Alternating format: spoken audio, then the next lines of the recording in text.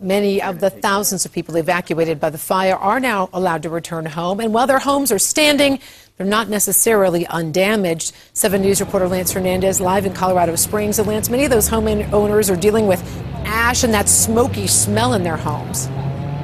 You know, Teresa, the closer those homes were to the flames, the more smoke, soot, and ash they've had to deal with. And by the way, you do see that smoke off there on the horizon. That big plume, we want to just make sure that viewers are aware, is not the wildfire burning out of control. That's part of a plume set by firefighters themselves to help control the wildfire. Homeowners should be pleased to hear that. The homeowners we spoke with say they're very happy to be back home. It's a good feeling to know it's still here. Leilani and Rudy Herrera returned home to their apartment in the Spring Canyon complex to find a note on their front door. It said, "Do not unpack," and warned of more fire danger. I'm just thanking God that it's still here and we're because the only thing we took were our necessities.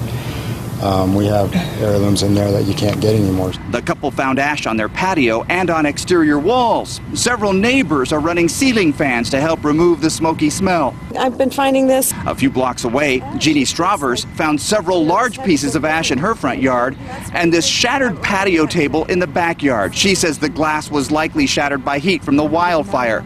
Stravers says she too is grateful her home is still there. I feel guilty about that.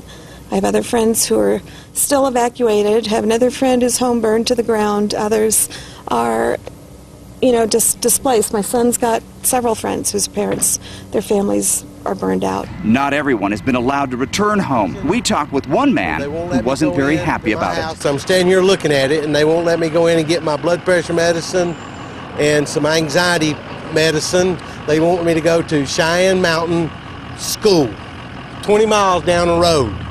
Does that make sense?